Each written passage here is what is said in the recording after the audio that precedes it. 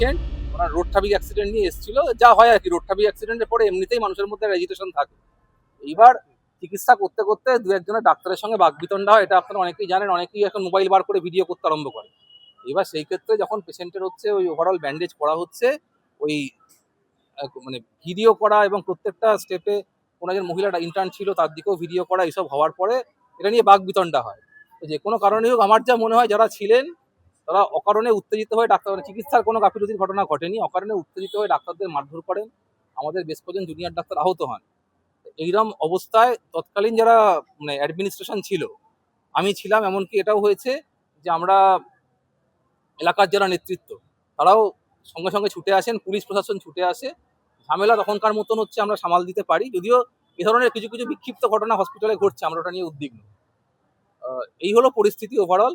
আপাতত যে পেশেন্ট, সে পেশেন্ট সুস্থ আছে, মানে তার পেশেন্টকে কালকে রাত্রিবেলা আইসিসিউতে নেওয়া হয়েছিল, পেশেন্ট পরিষেবার তরফ থেকে কিছু হয়নি।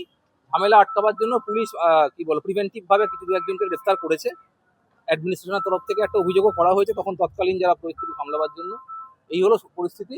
এখন সিনিয়র ডাক্তার, আমার প্রিন্সিপাল, আমার সুপার, আমি নিজেও অ্যাডিশনাল মেডিকেল সুপার, আমরা হসপিটাল চত্বরে আছি।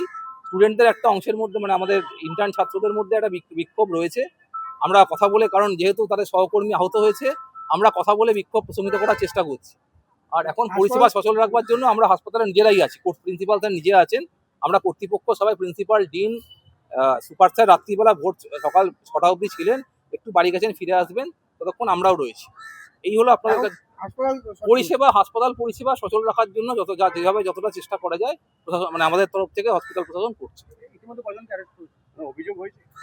অভিযোগ আমি বললাম যেটা আপনাদেরকে, যে তৎকালীন ঘটনা ভিত্তিক পুলিশ দুজনকে ডিটেইন করেছে, আর আমাদের তখন যারা জুনিয়র ডাক্তাররা ছিল তারা দু একজন আহত, সেই হিসেবে অ্যাডমিনিস্ট্রেশনের তরফ থেকে প্রাথমিক একটা কমপ্লেন দেওয়া হয়েছে।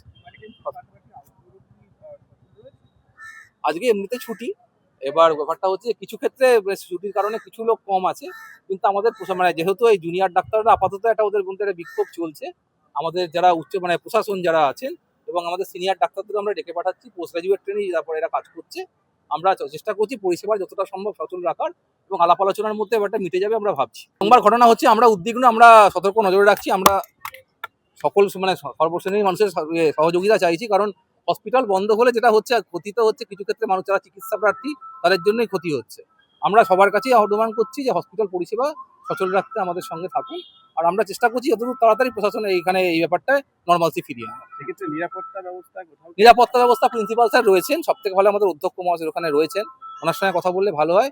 তবে আমাদের যারা কালকেও যারা ছিল আমাদের মানে এখানকার যারা সিকিউরিটিরা, তারাও কিছু ক্ষেত্রে আক্রান্ত হয়েছে, তাও তারা ডিউটি থেকে সরেনি। আর আমরা এরপরে আরো যদি মানে আরো নিরাপত্তা ব্যবস্থা আরো মজবুত করার জন্য আমরা আলোচনা স্তরে আছি। পুলিশি নিরাপত্তা ব্যবস্থা কাল রাত্রি থেকেই ছিল, আমাদের যে স্থানীয় থানার আধিকারিকরা প্রথম থেকেই ছিলেন, এবং ঘটনা হচ্ছে এই মুহূর্তে নিরাপত্তা নিয়ে আপাতত কোনো বড় ইস্যু রয়েছে বলে আমার মনে হয় না।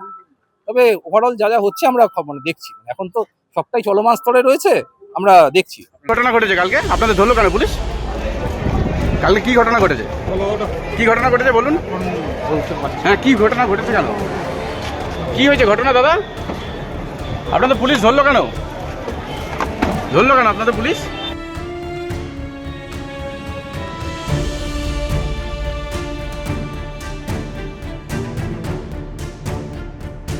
ফলো করুন সংবাদ প্রতিদিন ডিজিটাল।